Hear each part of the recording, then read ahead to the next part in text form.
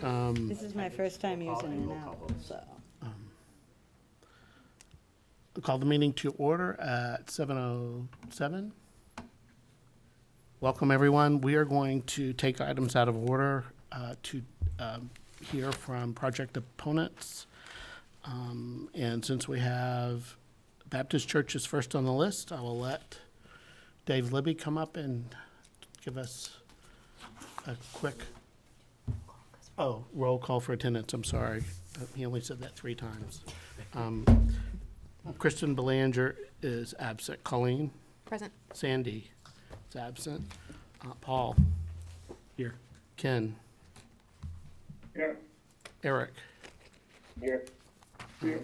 Jack? Here. And Justin? Here. All right, thank you.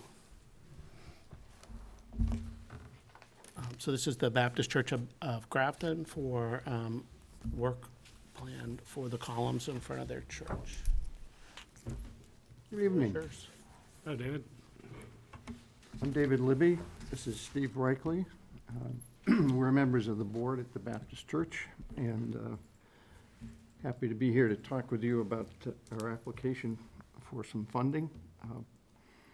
The church has been in existence in Grafton since about 1800. The building across the common from the original townhouse only goes back to like 1830.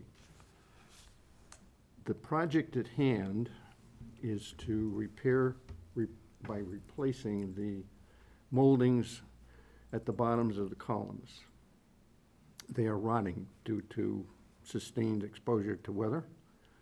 We also have at least one column where the pad that sits between the granite blocks and the bottom of the center post or beam is also rotting. These columns are significant to the church structure, as we pointed out in the application, because they support part of the weight of the portico above the granite step area, as well as part of the weight of the steeple of the church. What we need to do is to repair this damage before it gets into, in particular, the center post inside the columns. Column construction may be a bit of a mystery to some of you, and Steve has some photos and pictures that may be of assistance in understanding how this all works. We don't need to get into any more architectural detail than you want, but the offer is there. The key thing to understand is that if we do not repair these moldings, which appear to be mostly for decorative purposes, but in fact also support the outer jacket of the columns, then the rot that is occurring can spread to and get into the center beams, which are, if memory serves, something on the order of a 10 by 10 vertical post that supports, as I said, the portico and the steeple above it. So that hopefully is the project, is to replace those moldings and these pads. However, the challenge is that the project may get bigger, because once we get inside the column, we may find that the bottoms of some of these center posts have begun to rot away as well. And if that's the case, then this becomes a horse of a decidedly different color. As we stand today, we have talked with 3 different contractors. One of them, Valley Restoration, did a large project with the Unitarian Church steeple. Another is located near Boston, has done extensive amounts of work for churches in and around central Massachusetts, all the way to Boston and north. We're still working with the contractors to get good, clear, definitive proposals, because they can't give us information that's final until we get to a point where we can describe to them exactly how they might go about jacking the portico area, for example, if they need to do that. And for that, we're waiting on a structural engineer. That's by way of suggesting that the cost numbers in the application that you have all seen hopefully are okay, but may turn out to be too low. And those numbers range are in the $30,000 to $50,000 range, assuming we do not have to separately jack the portico up and start removing columns and rebuilding them from the inside out. So that's the, almost the 2-minute elevator speech that John asked me for. We have letters of support, one that you have seen from the Grafton Historical Commission, and another which I received today from the Grafton Historical Society, and I will leave a copy of that with you. We're also hearing very supportive sounding things from some informal conversations with the Historic District Commission. So it's a project that needs to be done if we're going to keep that building standing in good repair. Does anyone on the committee have a question? So, you mentioned that the potential for damage to be on the center column on these, you may not know at all until you take stuff away. If stuff gets taken away and then there is damage, are we looking at a situation where there must be work done immediately because we exposed it? Is that the likely understanding? If you're asking, do we have a choice once we open it up and find something like that, the answer is no. We don't have a choice. Well, we do have a choice. I mean, we can accept having the building, that part of the building, the portico and the steeple area, become unstable, but none of us want that. Do we have to do it immediately? Depends on how extensive the damage is. For example, if there's a little bit of deterioration at the bottom of one center post, not so bad. If all 4 of them are deteriorating and need to be addressed, that's a much more urgent situation. Do we have any idea of what, if in our worst case scenario, all 4 are deteriorating, we need to address it right away, what that might cost, like a worst case, like ballpark, do we know? I don't have good numbers from any contractor yet, but I would hazard a guess that we could triple the size of this project in a hurry, if that came to pass. I think on the positive side, the one column you have a picture of here is the one that's in the worst shape condition. And we can see inside there, we can see the bottom of the post, and it rests on a pad, a wood pad. That pad is showing some deterioration, and it needs to be replaced, but the column itself looks to be Okay. okay. So we're just hoping that when they do the jacking process, they can, when they go to take the ring, replace these rings, that they can also replace that pad at the same time, put it back down, and then, so this is probably the worst case Yeah. of the The picture 4. you have is the north column, and if you walk by or drive by, it's hard to miss. And that's the one that's most exposed to the weather. I think the part in my head is that, I think this is worth, this to me, so far, I think it's worth doing.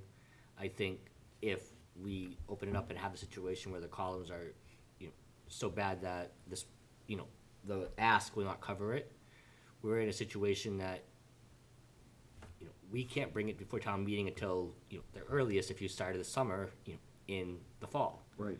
And then, there's always the risk that town doesn't approve the extra ask, and you have a situation where it's open already, you don't have another choice. Mm-hmm.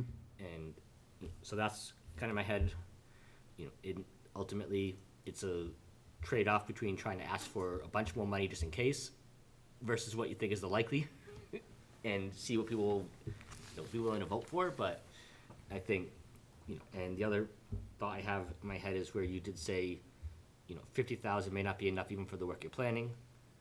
We usually like to suggest like a contingency, typically I 10 was to gonna 20%. bring that up, so I'm glad you did. And like if we did 20% contingency, that'd be on the 50,000, make it 60,000, and then you'd be asking the committee in the town for 55.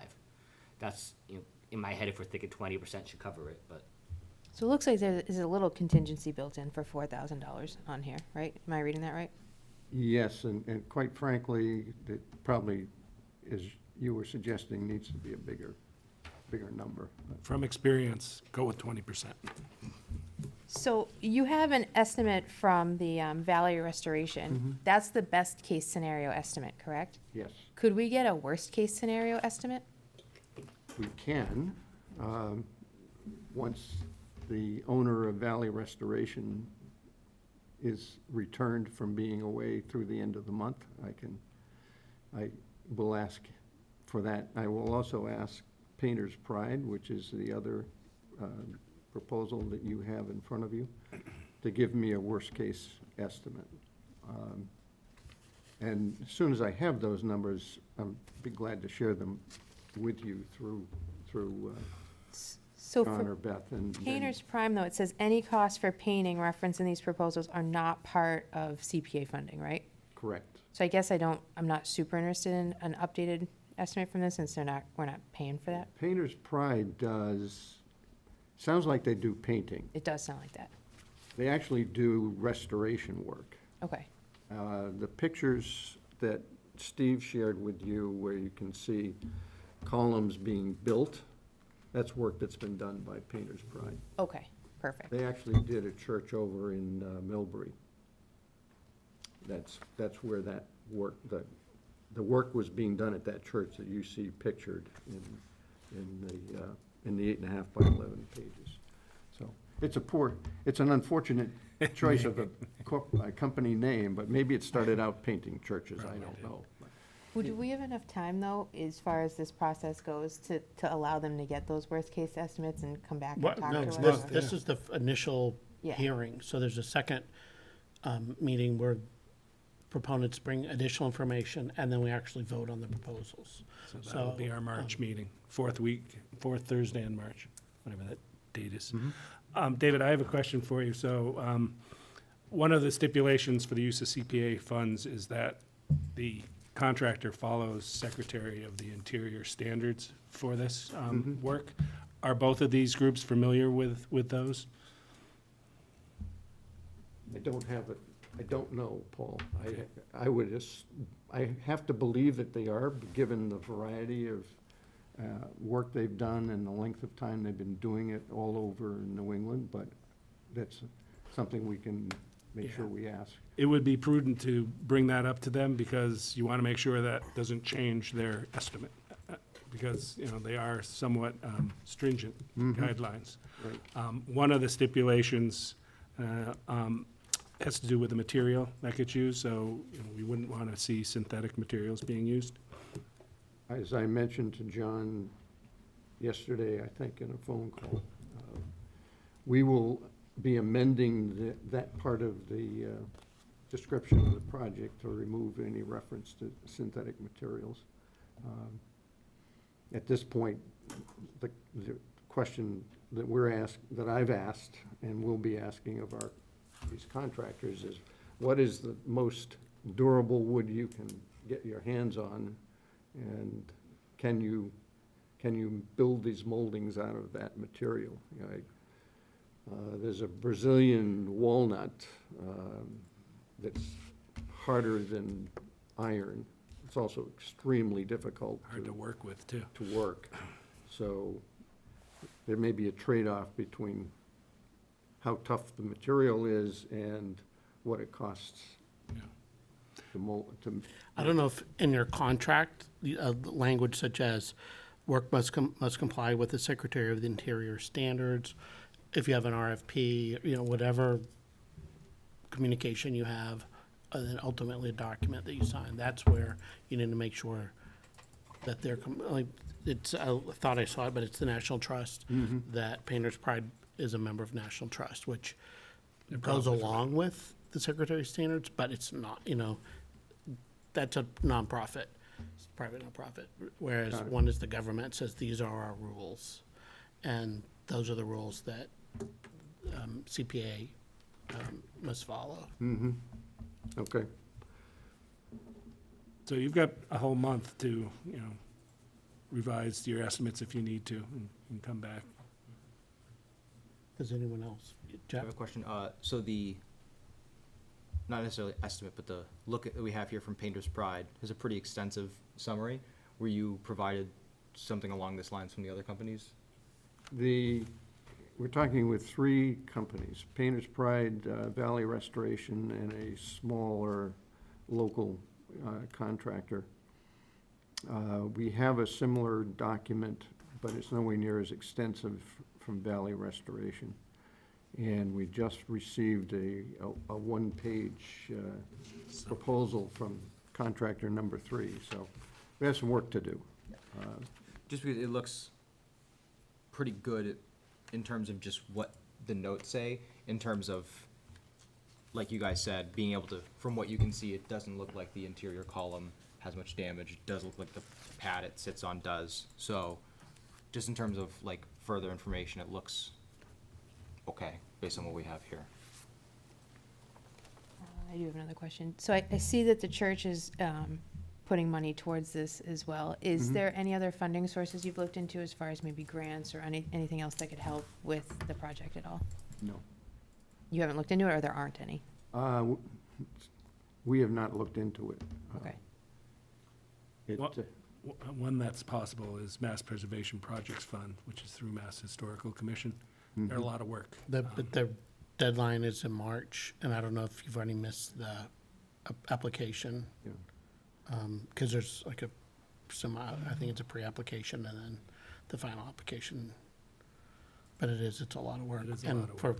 for $50,000. It's a reimbursement loan, and you have to document all the work that was done. And then they come out and they look at it and decide whether or not they're gonna support it. I'm just Deadline. thinking in case the project expands. Deadline's March 15th. March 15th, yeah, Oh, so good. So we got a little time. it's not a lot of time. And it really is, you don't want to be discouraged from applying for money, but if you're applying for $250,000, For a I decent would amount. think that would be worth your time. Go for worst case You'd probably scenario. spend $50,000 of your time filling out the application. That suggests that maybe it's not a route to go, but, But it is an opportunity Right. for funding. right, There aren't many, that's the problem, right. especially for a narrow focus like a church. 1772 Foundation is another one, but I think you missed their deadline, I think it's in the fall.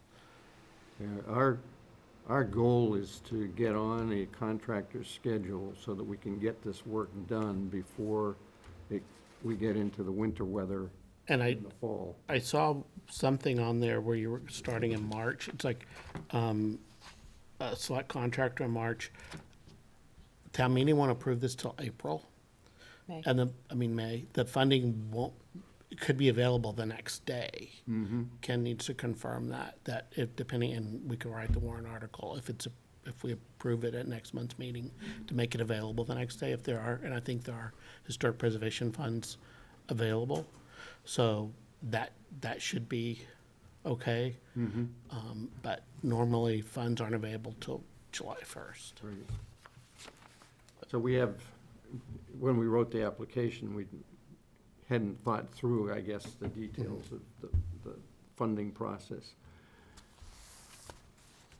hopefully, we can get to a point where we have selected a contractor in the March to April timeframe, and we get to town meeting, and town meeting says yes, after you say yes. You can start the process as soon as we vote and say contingent upon town meeting funding. We have received the endorsement of the committee, and then, so that hopefully they would leave a place for you in their schedule. Right. And that the funding would not be available until, the second Monday in May, second Tuesday. Yeah, I have no expectation that either of the contractors we have good proposals from at this point would be able to come to Grafton and work for us until sometime in the late summer. Okay, They keep telling me their schedules are filling up. all right. That's true. Right now is when they're getting all their contracts. Yeah, they're looking for work now. Okay. And any the other part is that to prepare something for a town meeting or be able to prepare to present why this ask is because the applicants are the ones that defend the ask, not CPC. Just 'cause there's been confusion about that in the past. I know, Yeah, just gotta say it. but thank you. Yep. One big one is you're contributing property to the historic district, so that's huge. I'm sorry, I missed some of that, Paul. You're contributing property Yes. for the historic district here in town, so that's a huge thing to leverage. That all the churches, all the public buildings, all the buildings on the common are significant assets that make up the character of the common. And so that's an important thing. That's why the district is there. And that's why we're trying to help organizations like you preserve your buildings, because they do add to the betterment of our entire community by having the common that we all are, can enjoy, and we're very proud of the common and the buildings around it. Anything else? I just have a technical question on our end. So this is the first night we're hearing these proposals. And then the next time we meet, it's to vote on them. Should we meet one time in between in case they do have a hiccup or a big change, any of the proposals, not just you guys, just to offer that buffer so it isn't up into the last minute where we are forced to vote one way or the other because we didn't give us enough slack? I would say if the proponents have a problem, I mean, I know you've talked to me, you've talked to Paul, and you've talked to the historic district. I think I've communicated with Ray, I've communicated with Donna. I've talked to the Affordable Housing Trust. So, I mean, I think if there's an issue, people will raise it and we can post a meeting, but I don't know that we need to post a meeting, I can't recall ever having an issue Preemptively. that Okay. required one. that it's, that if they're, I think if we've pretty much, we're gonna leave them with, he needs to get a couple more bids or more fleshed out bids and include language about the Secretary of the Interior standards. Other than that, I don't know what else we want. them- Revise the application to remove the synthetic. As a question, just committee-wise, if people on the committee at the next meeting are not satisfied in their own review of the materials to make a vote, do we have any padding between when that meeting is and the deadline for submitting stuff to the select board? Technically, I think the warrant closes 40 or 45 days prior to town meeting, but the selectmen can close and we have one right here, close it at their pleasure or reopen it at their pleasure. So if there's something that's important that we need to say, hey, we need to get this on the warrant, they can reopen it for that one item and then close it. So it's a hard deadline, but there are exceptions. Yeah, And we've never required that. Yeah, since I've been on here, we never did that, but it's just the main thought that if we felt like we needed like an extra week or something to try to schedule an ad hoc meeting for us before the, And I think there's a good week after hours. It's not like we have to have it on Friday. Sometimes we did, but I think there's still a good week or 10 days before we're gonna hit that deadline. And again, it's also, the selectmen have to meet to close the warrant, and that may be 3 days later, so Yeah. there is a little wiggle room, correct? Am I correct, Madam Selectwoman? I think it's never happened before, right? There's been, We've had lots of things happen, but that was not one. Almost anything can and will. one question, if I may. I'm pretty sure I know the answer to this, but the drafting of the warrant article is in CPC's hands. We do that. Yeah. Yes. Yeah. Ken and I and Beth. So we have to determine what funds to take it out of. We have many different And then- accounts. Then the town attorney massages it, because they want to make sure we're not saying something that's Was a inappropriate good thing. legally. So, Thank you guys for coming in. Thank you. thank you. Okay, Donna, are all three of you, is all four of you, or how many are coming up?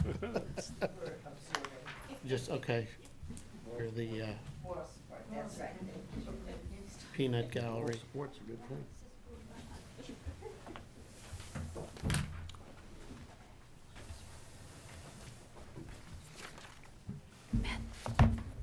Just pass that one.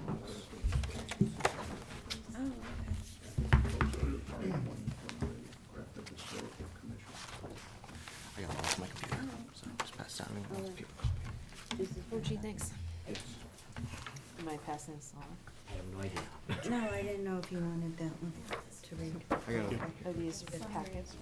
No, that's the congregational packet, if you wanted to Oh, all right, just look at the paper. thank you. If not, I can have it back. Okay, Paul, Jerome, do you guys need to look at the congregational packet? Sure. I'll sign. We'll have to. Thank you.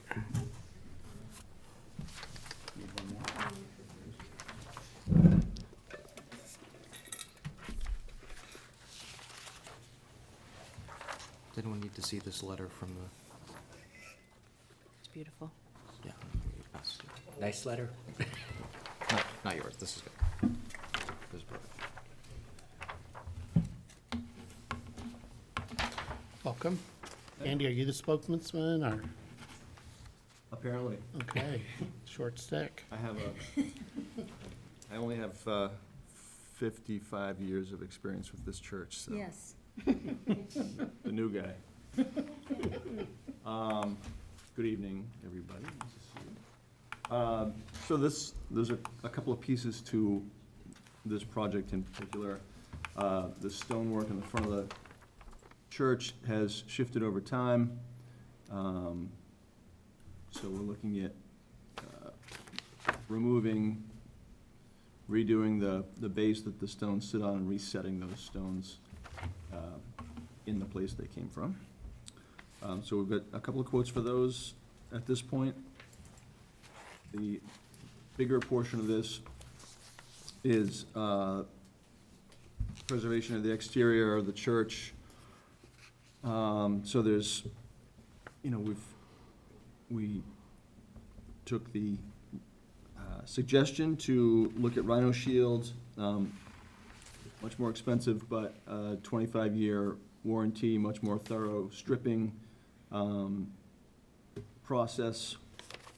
And so the $115,000 there does not include an estimate for carpentry, and we've got some custom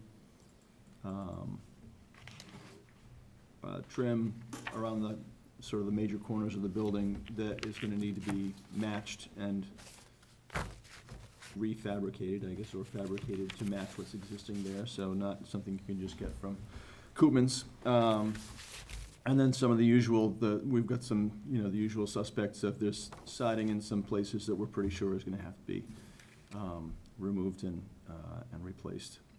So that's the second sort of larger part of this project is to upgrade the outside of the church. In terms of the carpentry piece of this, right now we're carrying a number of 30,000. We're planning on actually having the Rhino Shield folks come out.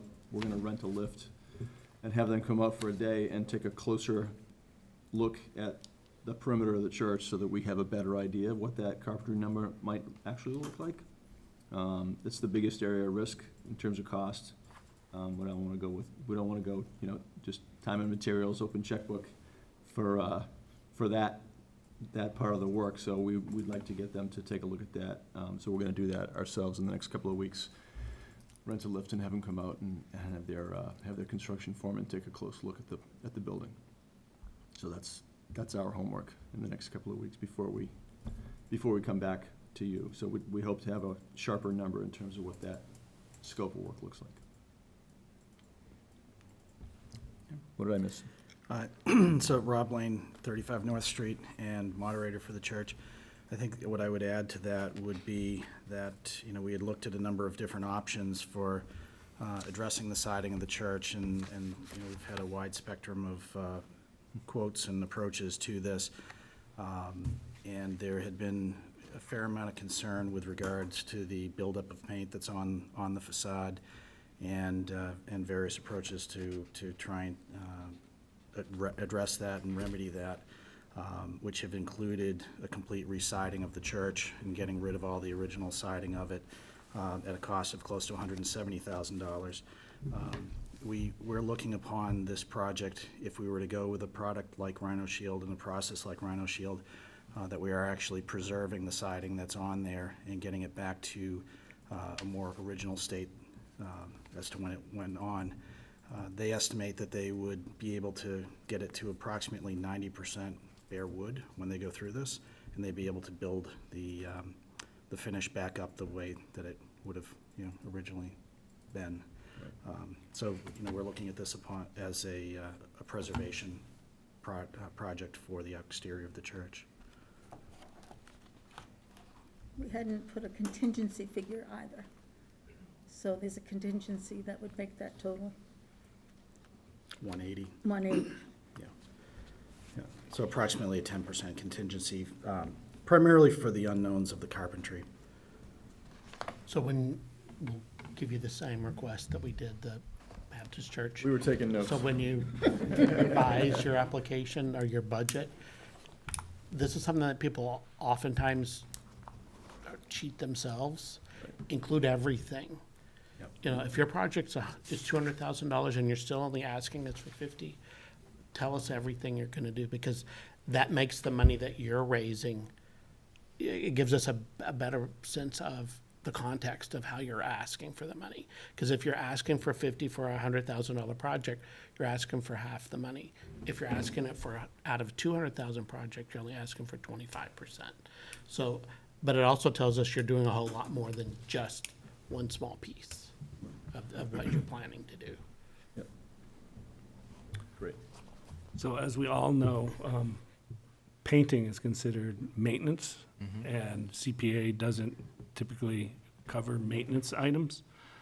I did have some correspondence with Stuart at the coalition, because I was looking at the database, and there actually is a town that did approve funding for Rhino Shield on 2 historic buildings, and that's Belchertown back in 2018. I don't have a lot of details about that, and Stuart wasn't familiar with it, but we could certainly look at that. But I posed a question to him, because my understanding is that all the contractors, with the exception of the Rhino Shield one, said that their guarantee was 2 years. We had one with 2 years, one with 7, and 2 of the other ones didn't comment. And the Rhino Shield one is 25 years. Correct. Yes. So the question I posed to Stuart was, because of the much longer guarantee that's provided, could you look at that as being a capital improvement versus a maintenance item? And he said it's a great question, and it's really not one the coalition would be able to provide guidance on. It would have to be a decision made at this level, at the local level. And he suggested that if you were going to pursue that, you might want to have some conversation with town council to look into that piece. But, I mean, it is a significant difference if you're talking 2 to 7 years versus 25 years. And if you look at the definition for a capital improvement, it seems to almost fall more into that category if you go with that route. The thing that Stuart also pointed out, though, is that he doesn't know a lot about Rhino Shield and whether or not you know, it's an acceptable approach from a historic preservation perspective. He did give me the names of 2 individuals to contact about that, though. So I plan to reach out to them. He just sent me this yesterday. Actually, it From was last Mass night. Historical, No, they're, I'm trying to find it. because I would say you would want Mass Historical to, they're gonna be the final arbiter of, Yes, they are, right. They're part of Preservation Massachusetts, okay, that's a, but And they also, s- that's an advocacy group, so they'll, Sure. and they specialize in questions like what I had posed to him. So I do plan to find that out, and I'll share that with everyone once I do. Do you mind sharing the previous correspondence, too, just so we can all see what Stuart has advised so Yeah, far? yeah, right now it's in a text, so when I get to Oh, a okay. computer, I can do that. Yeah, yeah. And then I do have a quick question. Oh, you were ahead of me? I don't know if I was ahead of you, but I was also. ladies first. Go ahead. So during your presentation, you said that it was suggested to use Rhino Shield. Who suggested to use Well- Rhino Shield? I had a discussion off the side with Walt. Okay, so it wasn't like one of the people you're getting an estimate from said you No. should use, so Paul No, directed to use right, that, yeah. okay. Well, he. I suggested exploring the It was up- possibility of it. Yeah, right. Okay. So And that's, you did that because of the conversations you had with Stuart ahead of time? No, I was thinking that, I knew it had a much longer warranty because I had been talking to somebody else who had done it on one of their private homes. right. Oh, okay. And told me about the duration of it. And then I got to thinking, I know that, you know, we consider painting to be maintenance, but if it's got that much longer of a guarantee, could that fall under, you know, a capital improvement? Yeah, that's like great, because we do have so many projects that come Yeah. before us to say, oh, but if you do it this way, that's, Right. that's a great So it's worth Right. looking into. information to have, yeah. Right. So I think in my head, just to kind of go on that same, painting path, from looking at this paperwork, right, and you guys can tell me if I'm wrong, we got quotes between 52,000 and 108,000 roughly for painting. Right. The Rhino Shield is, well, about 115. And we're looking at Rhino Shield primarily just as an alternative to painting. It's not because there's any, and, of course, the idea of better warranty on it. But there's not any stronger need besides just having a longer warranty to do Rhino Shield, because the primary concern is we need to paint it. Is that accurate?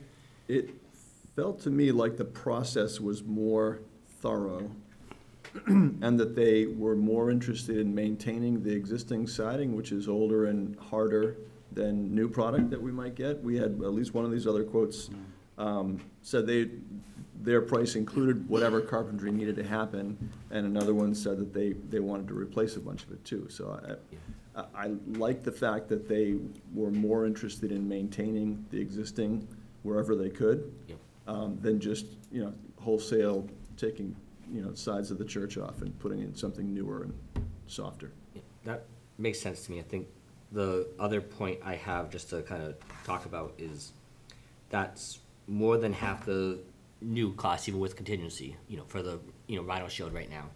And what Stuart had said in a previous correspondence, when we were talking about painting with him, I'm just gonna kind of read it because it does help us. The reason I asked about the level of repair needed to the building is to see if this project is primarily a rehabilitation, extraordinary repairs of the building. If that were the case, then having a minority percentage of the budget devoted to painting after all the extraordinary repairs are completed would be a fine CPA project. The entire rehabilitation work and subsequent painting would be eligible. But if the project is primarily for the periodic painting of the building with a few small repairs to the exterior, that would not qualify for CPA funding. That seems to be the case with the project that was discussing for this one, with only 20% of the budget devoted to repairs. So at least for me thinking about it, and certainly if we can get more clarity, that'd be a big help. But the idea that more than half, the cost of this is for something that is needed because it needs painting. Totally agree. It's I mean, concerning, and that's. If it's painting, like with a traditional paint, I agree with that. I'm only interested in pursuing an alternative approach to see if it's feasible.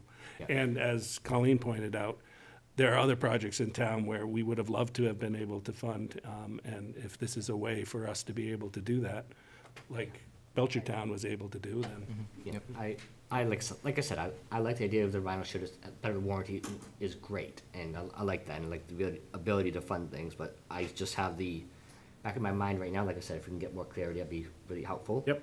Is that if the reason for doing Rhino Shield is because it needs painting and we can't do painting, then why can we do Rhino Shield? That's how it feels to me.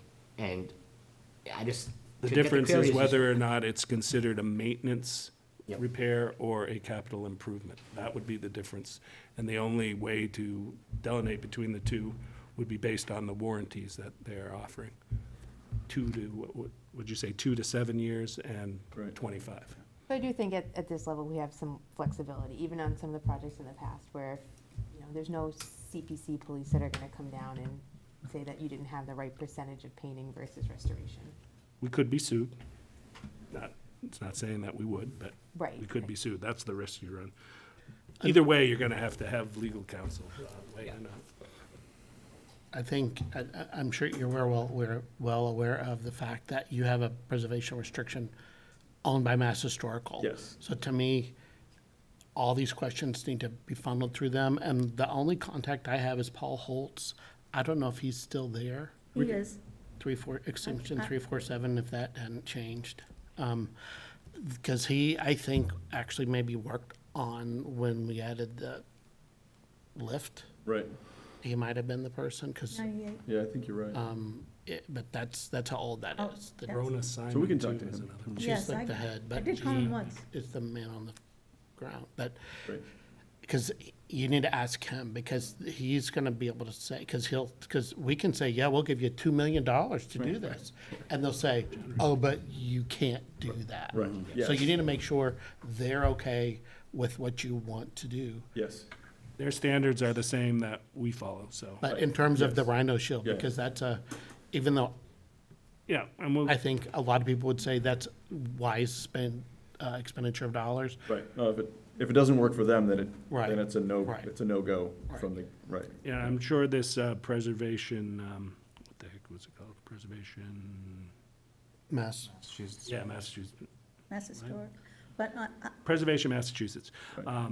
They will give us some guidance, and I'm sure they have experience with dealing with Mass Historic as well, so I can pose that question to them as well. Yeah, but we should definitely talk to Yeah, just, Mass Historic.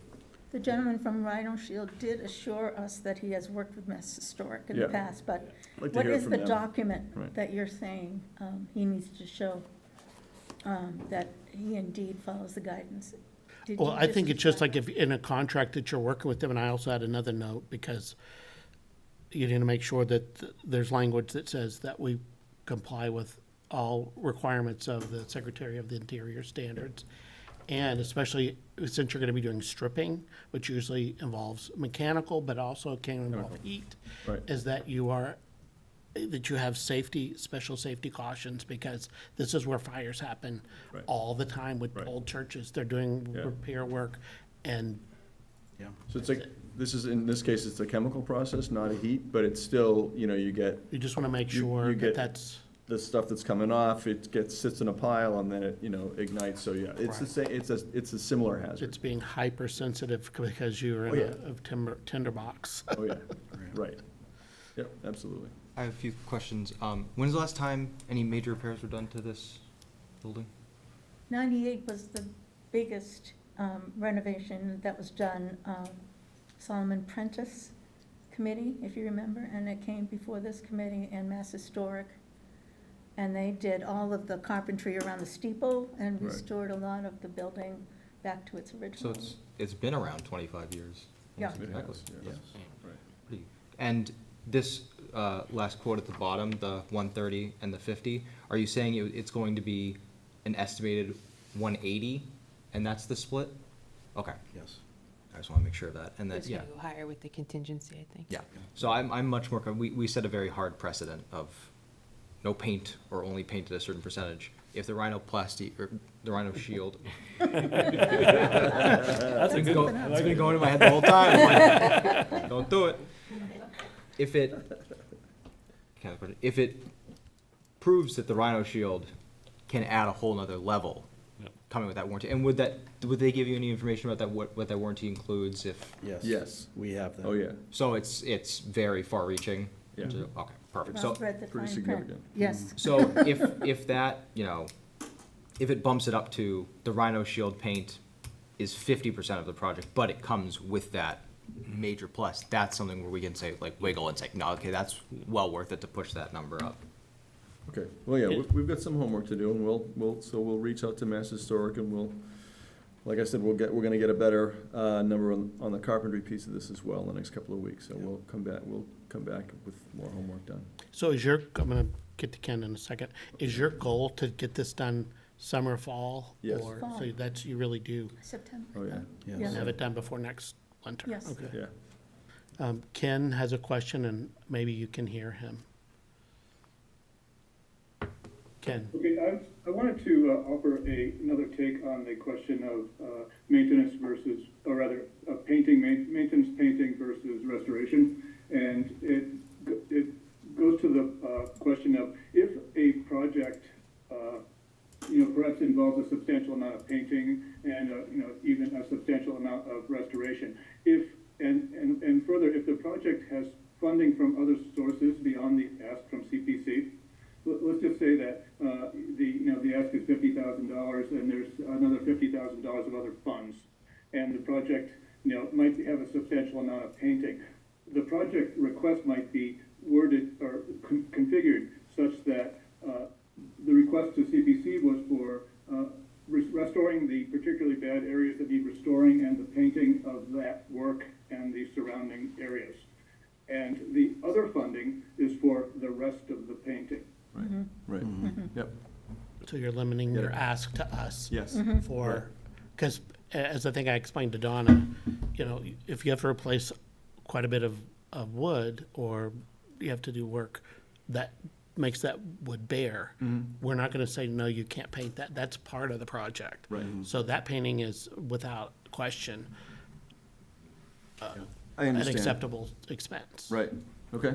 So if you can draft your We can define that. budget that way. For sure. Then that would help insulate you from people saying, you can't do that. Yeah, you're gonna make sure to, because the last time we had this problem, it was exactly that. We Right. wanted to do maintenance, that maintenance would require painting, and that was what killed it. So make sure to specifically write that, because that's what held Right. them up the last time. Yeah, no, we can do that. So there is a point that I want to make sure that does get across. Of the quotes that we have here for the painting, the 63, the 52 that are listed here for Grand Finish and Goldsmith, those are a typical paint job. Somebody comes, they power wash, they scrape, they prime, they paint, they move on. And there'll be wide areas of the building that will still have 200 years of paint built up on it, right? And that's the painting process that I think that I'm hearing from the board that you don't have the ability to fund, and I understand why that is. That makes sense. What we're talking about with this 115, and we were also looking at Caliber, which is this 109 that they have shown here is one quote among various options of replacing full facades of siding on the church. Those would be more, in my mind, a capital project to address a long-term situation with the church, as opposed to just a 10-year paint job on the church. The 50 and the 60s are the 10-year paint jobs. This is truly trying to save the siding that is on the church, rather than putting up new, finger And I jointed, think- pre-primed stuff. Be very specific and include that language. Right. The goal of this project is to preserve as much as the original building fabric Not as replace, possible. preserve. And you also specifically said earlier that a part of this was, even what is put on will mimic the Correct. original, so that's also Well, something. we're required to. Yeah. Yeah.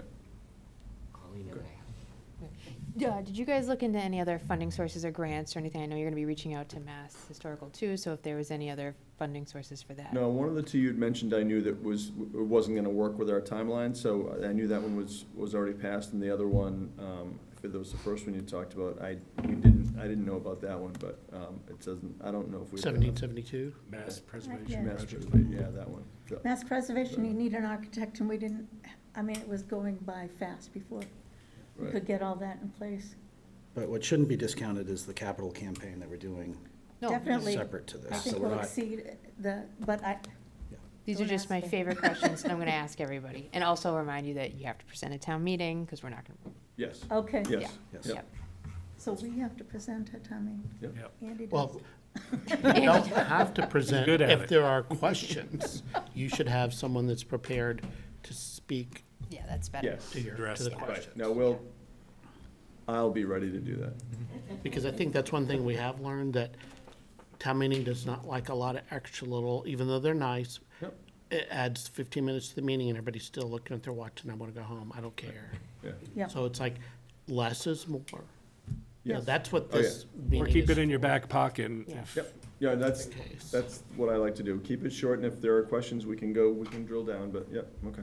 These projects usually garner at least a handful of questions. But even typically. like the Baptist church photos, if you have some really, 3 or 5 really bad photos Yeah. showing how significant the problem is, Yeah, those photos will tell you in 3 seconds what Right. 15 minutes of talking so would. those are the kind of photos I was planning on taking when we rent the lift and Right, get so up you there can- and get closer, we can take some nice ugly photos. Would they be displayed on video at the meeting? It would just be a PowerPoint. Yeah. It'd be a Just- PowerPoint. And you, Yeah, you you'd give have that to the moderator ahead of time and Ahead get of that all, I yeah. see. But if, you know, Andy's got it all Yeah. covered. Andy's got it. Done that.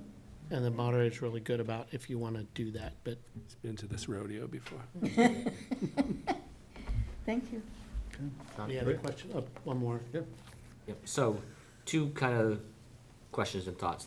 First up, just out of curiosity, when was the last, what would you call a good maintenance done on the painting itself, as far as like repainting, that kind of thing, just as an ask, do you know? What year was that? Because we attempted to do a ceramic-based paint job a while ago that was gonna have a longer warranty, and we checked references, all the good stuff. They'd done several other churches, so they came and they painted the church, and then 6 months later, they were out of business and gone. 10 years ago. So was it 10 years ago? Yeah. Okay. Yeah, so, yeah, And they didn't do the proper prep work. they did not, right, so. Yep, that totally makes sense. The other question I have is, I see, the public donation requests via social media on your, narrative here. Is that complete, and that's why we're getting the, other funds amount from, or is that still ongoing and we expect the other funds to, because of that? If, my main thought is, if we don't, is there a possibility you don't get that amount in other funds? So we don't have pledges for the 50, if that's the question. We have raised similar amounts of money for other projects. The most recent was to do restoration on a certain number of the stained glass windows that we have. So we had sent out a number of windows to be fully restored, and we had raised an amount in the 40s. So it's not dissimilar from that, and that was solely from the congregation itself. There are a number of organizations that use our church building that we donate the use of it to, and we're going to be going to those organizations and asking for donations, as well as some community members, businesses and such. Yeah, I think from my standpoint, I think by the time we have our next meeting with you guys, it'd be good to have, at least for me, a concrete number that you're comfortable with saying is the other funds, or at least a slightly bigger contingency if we need to, just to make sure if you don't get that money, you have what you can do to get this project complete. Right. Okay. And then if, our CPA funds are spent last, so if you have other funds that get spent first, then, then our money, can be used. But, I'd much rather give an extra, put an extra 10,000 into the project than have a risk that because we don't have $10,000, you can't finish it. Agreed. Any other questions? All right, thank you. Great, thanks. Thank you Thank very you. much. Good. Good question. Is Ray online? Is Eric? Okay. Eric, do you want to speak to the Affordable Housing Trust transfer? Yep, so I believe there have been requests this year to submit an official form for the reserve funds. So that is what Fiona from the town planner's office did and sent that in, so thank you to Fiona.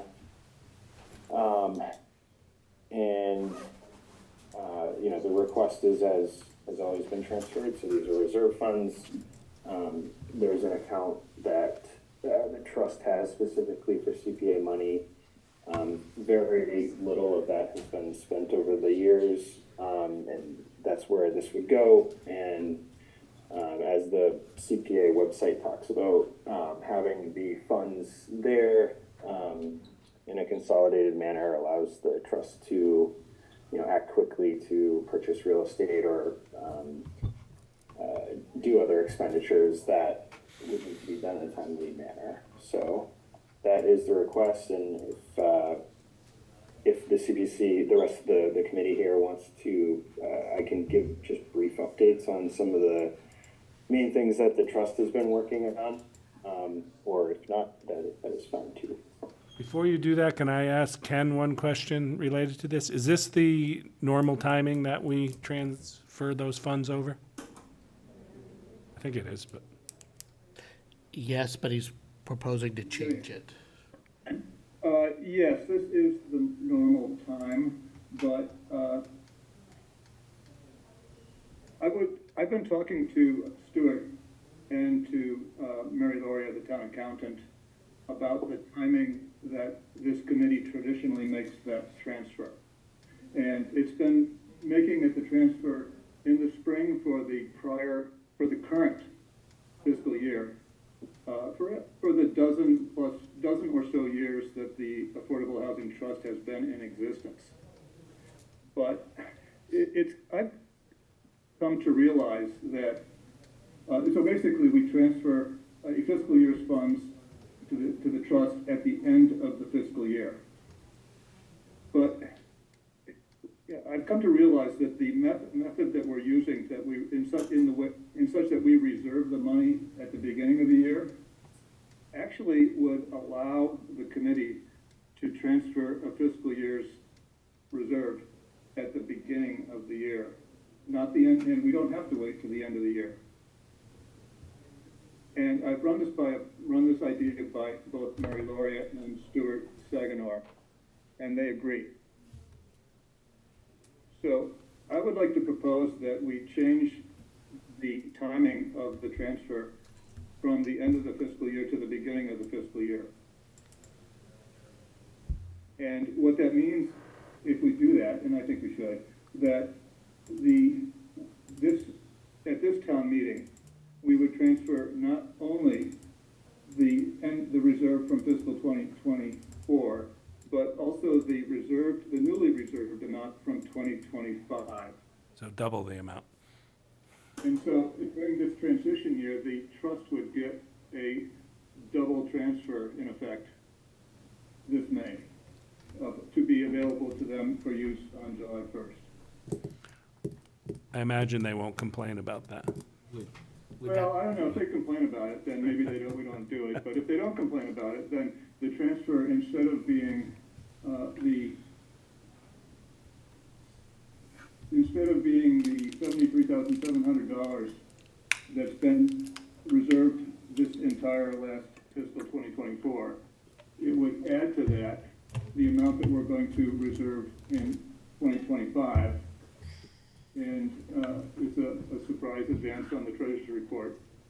That would total $154,011.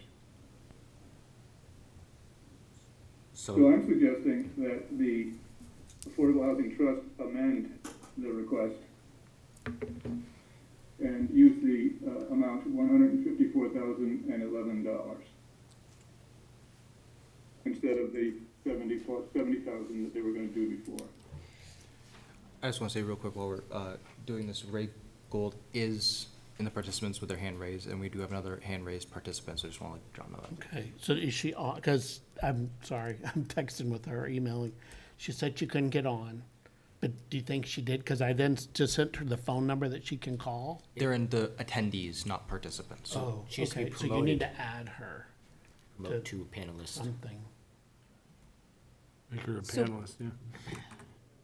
Before we go too far down, It's an independent topic, so I think that we should make the transition, and we should probably do it this year, and the Affordable Housing Trust would get a little bonus, making this a year advance on what they would normally normally get. And next year, they'll still be, it won't see any disruption in transfers, right? Next year, they'll get FY '26 and so on and so forth. Yeah, they'll just get the regular one payment next year. Right, okay. So my question, not to go off topic too much, but on the application we received, there are different numbers. There's total project cost 77,411. In the narrative, it's 74,411, and then like you said, Ken, at town meeting was actually 73,700. So this application needs to be, Scrubbed. yeah, a little bit here. So I just want to make sure we're all on the same page, because I know we've had an issue in the past. So when I see different numbers in different places on here and none of them match, they're close, but they don't match. And then, did Is this one of the scenarios too where we don't necessarily know what the exact number is gonna be until the surcharge is completed? We know what this is, it's an estimate, and then if it needs to be corrected later in the year, it gets corrected. You can work with Ken to get the correct numbers. Up until now, it was always a known number because it was a year ago's number. Yeah, it's in arrears. It was in arrears, so up until now, the number was well-known, and if you made a mistake in your application, that's your own mistake. But going forward, you need to know what the estimate is for the upcoming fiscal year, which coincidentally, we now know, and These the numbers are treasurer's probably wrong, report will because cover I that. helped Fiona and gave her these numbers, and I Just, don't know where I pulled them. you know, when I Yeah, no problem. I just, bring this back to the trust, I guess you mentioned you talked to Mary and Stuart.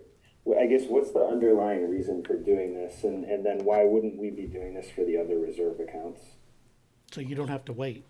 We don't transfer the other reserve accounts in one fell swoop to a trust. They Yeah, go they're out- just They go out to reserved. trust. But the reasoning is that for the other reserve accounts, that money is available for use at the beginning of the year. And it does get used typically throughout the year. It's really, the difference was. I see. The Housing Trust, So those are- used to the end of the year, and we don't need to wait. Yeah, so it's like that's been lagging, like basically lagging behind this entire time compared to the other two reserve accounts, and we're just catching it up. It's because it's the only one that gets rolled out to the trust. All the rest we retain. and would have to go to town meeting to spend, where the trust can just spend it, Will. Right. This is good, Eric. So in the transition year, we would just transfer the prior and the next fiscal year's amount. And going forward, we will transfer the next fiscal year's amount. Yeah. And we're just skipping ahead a year. It's like going to daylight savings time. Yeah, this is good. But with money. And, I like that like better. each year, I guess, is it reasonable to say that, like, based on the timing of town meeting, like, we would have a finalized number, or? Yes. Okay. Because at town meeting, we do the 10% reserves, and we know what they're going to be, and So you put that number in your request. Okay. We're doing that now because I'm going to tell you what that number is. Yep. So, Well, that covers the request, I think. But you mentioned that all these reserves have been going into a particular account, and you have other revenue as well from at least one other source. Now, the committee's been asking the trust for a actual financial reporting, not unlike this committee's treasurer's report, that specifies how much money is in your accounts, in particular in the CPC funded account and in your other funded accounts, and how much money has been used and for what. And we've been trying to get this report now for 2 months and have not gotten anywhere on it. And the committee would very much like to have a report of your assets and liabilities and the other sources and uses of your funds. And it's not a difficult request. The Affordable Housing Trust will have at this time, received over $1 million of funds from the Community Preservation Committee. And this committee and the Board of Selectmen is due a financial report from the trust. If I may ask a question about this particular proposal, just my understanding, you can correctly, that by doing what you suggest, we don't even need the application that we have before us, we haven't had an actual formal application before. It's because for it transfers. was not done. It should be done. It's a formality. Okay. We just No, it's- proactively did it it's- We're ourselves. just starting to do the proposal I formally this year now. decided we need to get back. If we're requiring everybody else to apply, Makes they sense. need to apply as well. Yep. Last time it was done was when Ann Morgan worked for the town, and that's been a long time. Makes sense to me. The other question I have that is probably more for Ken and the committee, I guess, is instead of modifying the ask in this proposal to be the 2 years' worth, would it make more sense to have two different requests go out that we can explain why there's two requests in a town meeting rather than When you say like two warrant articles, two warrant articles or two numbers? part of, I don't know if it was with Stuart, that they're wanting to roll all of this in where we're not having 15 warrant articles. Yeah. So I would say that's, you can It can break still be it a up, consent agenda, yes, but I was thinking. but say fiscal year amount, total of. Oh, that works for me. It was just Because- the idea that seeing a bigger number than people might be used to seeing. I might be think it's confusing. very important that they do specify that this is for 2 different fiscal years, and to clarify, this is a 1-year change, because we're moving from behind, in arrears, awarding of the funds to current. Yeah, I'm fine with that. Yes. Going back to, I'm sorry, were you gonna say something? Yeah. Go ahead, I'm sorry. So, it's okay. The Affordable Housing Trust report that we're requesting, when was the last time we received one? Probably when Ann was, We have never received such a report, ever. well, not like that, but Ann was the one that would provide information. Okay, so we're asking for a report that they've never created before, and we're asking them to create a new one, is essentially what I'm hearing, correct? As of 2 Well, that months was ago. gonna be my question to Eric, was, do you have a treasurer on the Affordable Housing Trust? Do you guys do a financial reporting to your own committee? We have a clerk. I guess, is this related to the funding request, or is this a separate item that should It's a be separate- on the agenda? Separate. Okay, so let's close this item, and then we can put that on a future agenda. Okay, I'd like to make one comment. What, in the exchange between John, is, you're correct.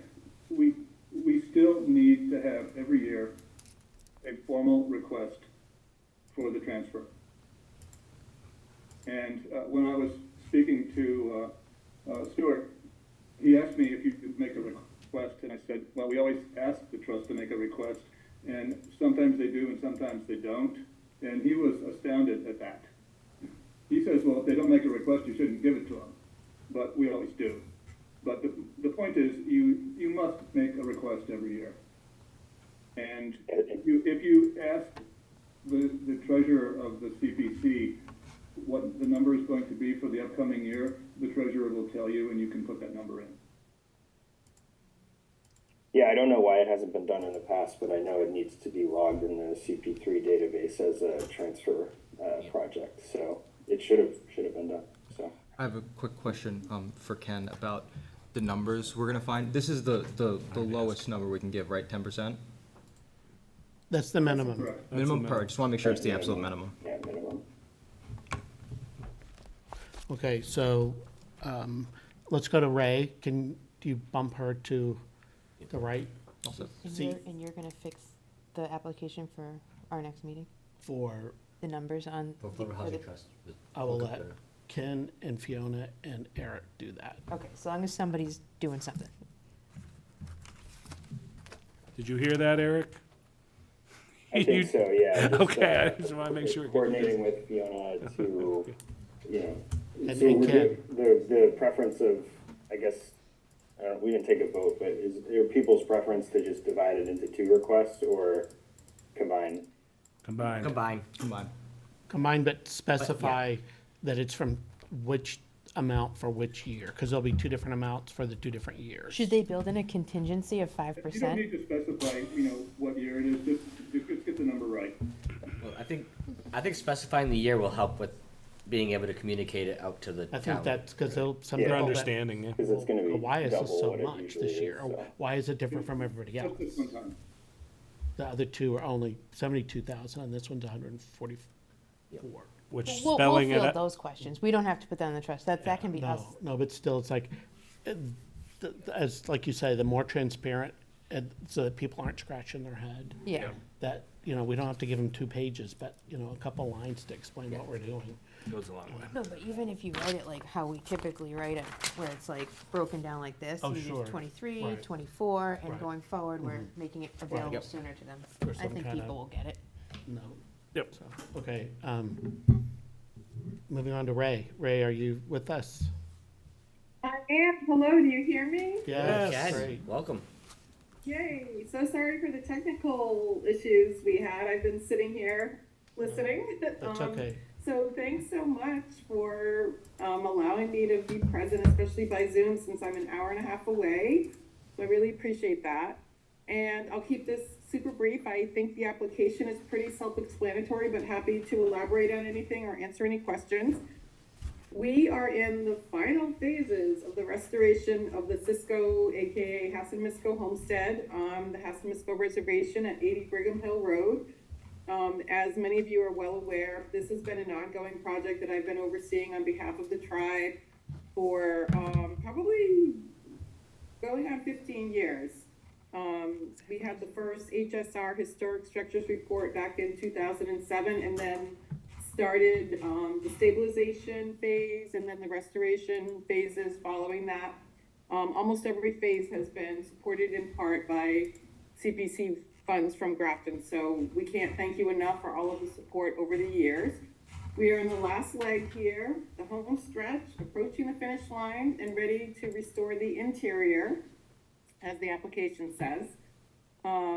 So we have been working with an architect, James Bright, and we had those drawings which I submitted with the application. I don't have them open in front of me because I have too many other windows, and I wanted to have the application that I submitted, so I could have those details in case anybody asks questions. We were successful in getting an MCC and Mass Cultural Council grant for $137,000 towards this. We anticipate we will need double that. We have not done an RFP yet because we didn't want to do that until we had the funding secured, knowing that, with material prices and labor and everything in such flux, we didn't want to get RFPs and then have to redo that process again a year later. So we were awarded the Mass Cultural Council grant last fall. I believe it was like mid-October. We have 2 years with that. We are not under contract for that grant though until we have matching funds. So we are seeking an additional $137,000 plus some in-kind labor and materials, which I'm happy to hear that painting is something that isn't covered, because that's exactly what we were thinking. We could provide the labor and the materials for the painting and probably other things too. We have to do a lot of cleaning out of the homestead. We have a lot of stuff in the basement, and there has to be some structural work done down there. So we'll have at least 10,000, if not more, of in-kind from tribal members. So as the narrative says, we're doing the final phase.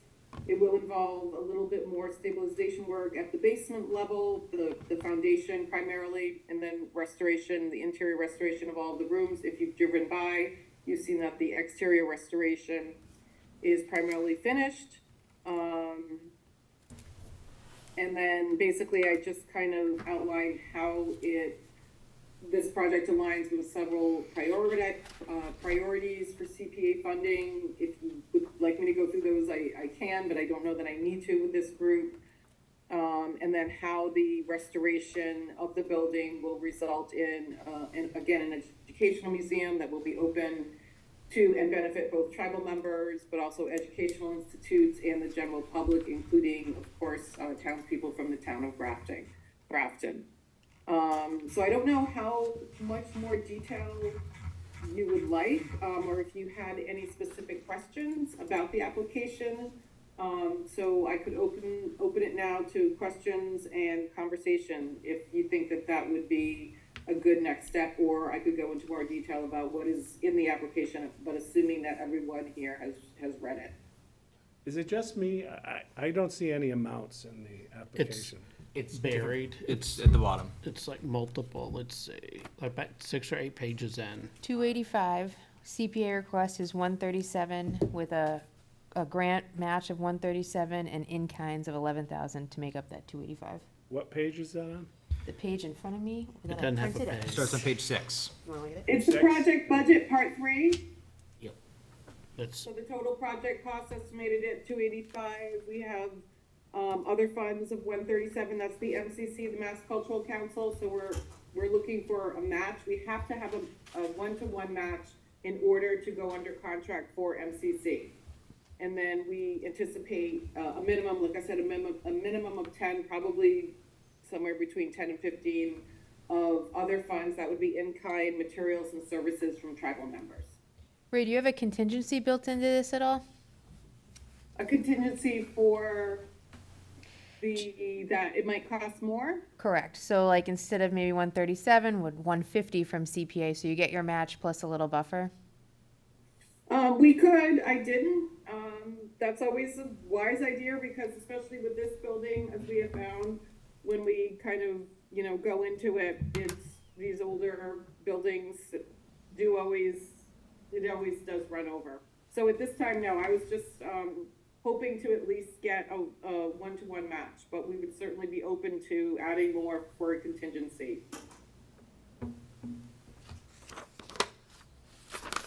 20% contingency on 285 is 57,000. Just to call it out as a 20% contingency. I just like the way 150 sounded. So, just saying. I didn't do math. But, and yeah, I think doing a contingency is probably a great idea. Like our typical, choice is 20% is our recommendation typically. So that's 57,000 in this case, which might be a make or break for some people in the town. I don't know, but that's my usual thing. And I just wanted to also add, Ray, I'm really happy to see that we were able to figure out at least some accessible component to this and having an accessible ramp as part of the plans and all that. I think that's a great addition that you were able to get solved with this project. Here you go. Thanks. I looked at the whole thing. I didn't see it. See if you want Yes, we definitely agree. I mean, as I had noted earlier, the goal is to have this as a very accessible structure that is open to the public. We do have another project on the homestead that we're not looking for funding for, but I would mention we have a commercial kitchen that was the cook shack. So it used to be Zara's garage, which was converted to a cook shack, which has served food through all of our public events like our annual powwow. And now that we are at the final phases, we have, separate funding and support for that, of having that converted to an actual commercial kitchen. So, there could be opportunities for, other events up there. It's with that and the museum, the way that we can use the reservation in those buildings will be drastically changed finally after many decades of that space not really being that accessible. it's good to hear. Any other questions about the application? So if you want to amend the budget for your application to include a contingency, Ray? Okay, can you just tell me how you calculated it? Was it 20% of the total project cost? Yes, that is what I did with my calculation, which ended up being 57,000 as a contingency. In the end, it's up to you to decide what you as a applicant are comfortable with and want to bring before the town, because 57,000, like I said, might be enough to cause some people to say no. I'm okay with it, but I'm just one member of the town that will have to do that in the end. But So, that's how I typically do it. I do 20% of the total cost.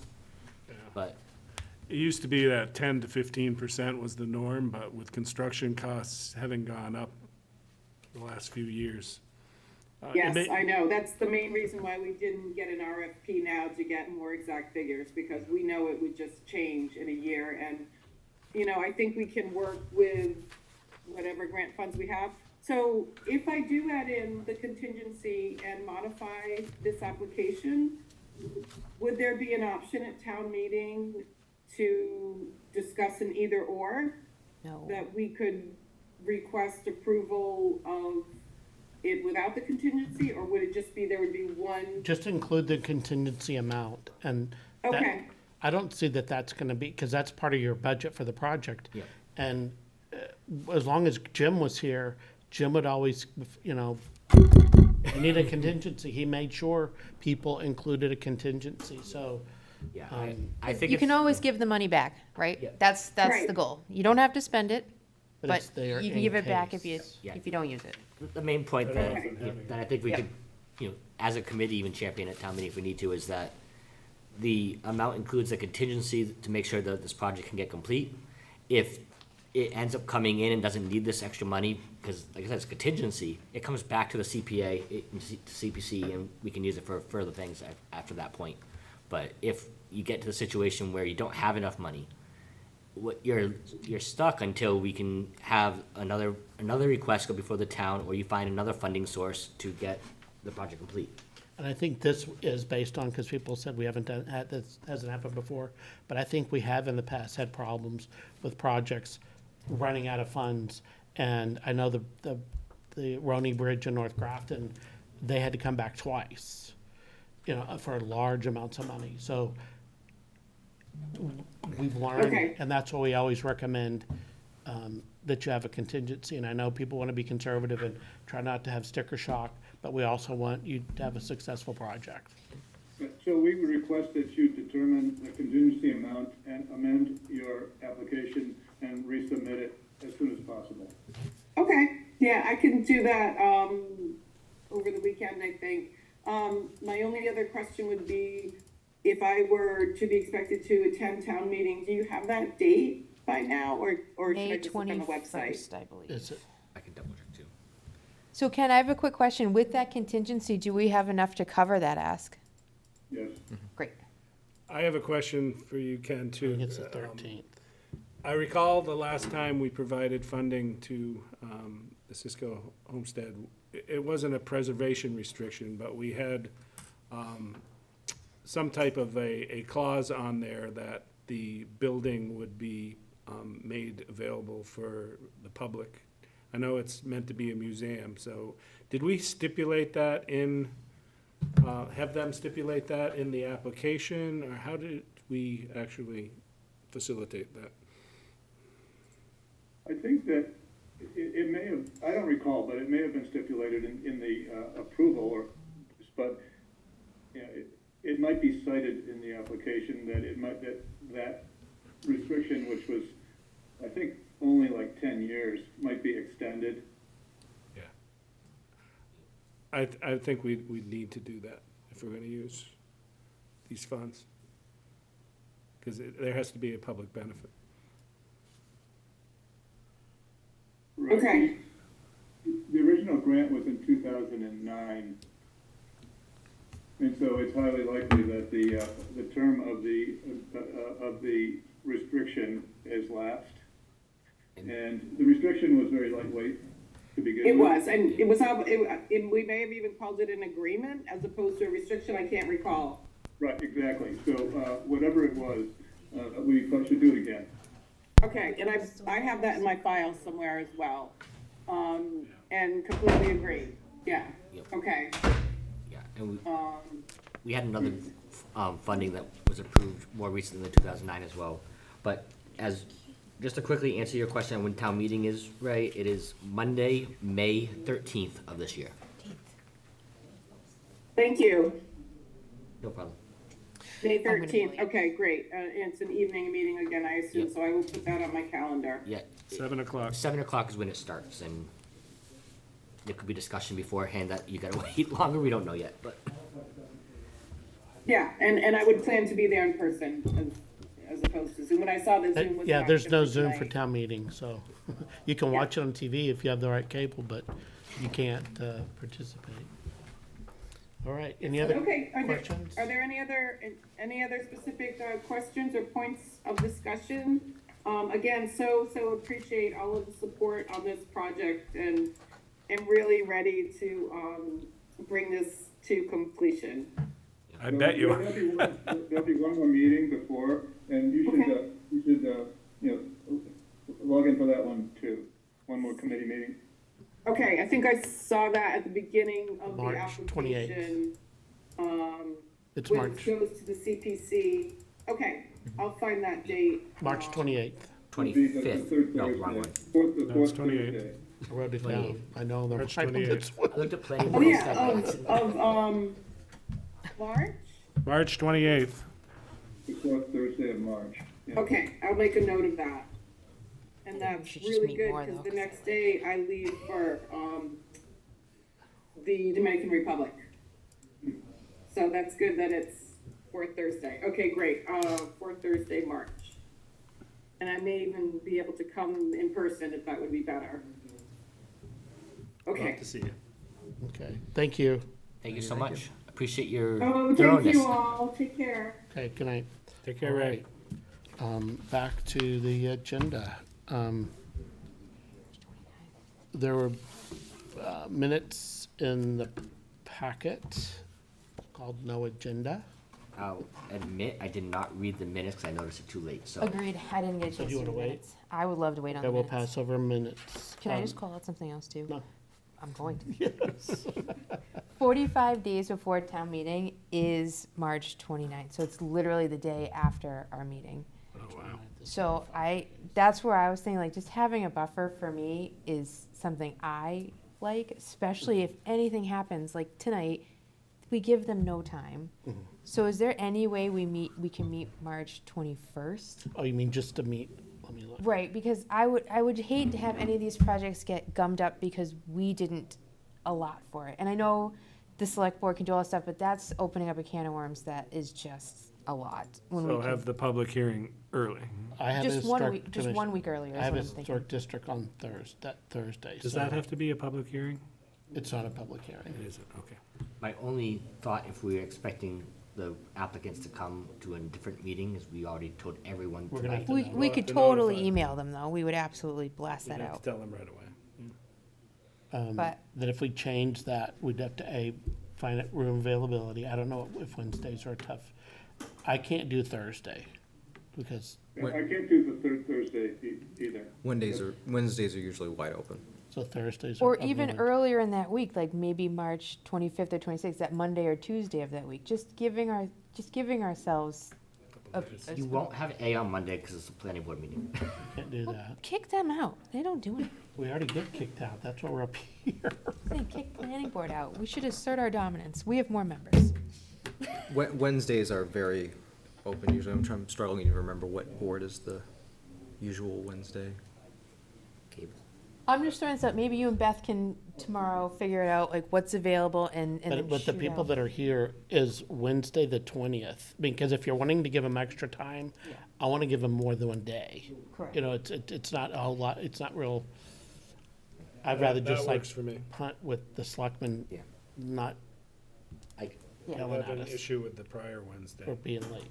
Love the 20th. Okay, so we will say March. Eric and Ken, does March 20th work for you guys? Yes. Okay, so we're Yeah. gonna meet early Yes. next. Okay, all right, Are so we that, still holding the meeting on the 28th? No. I would say no.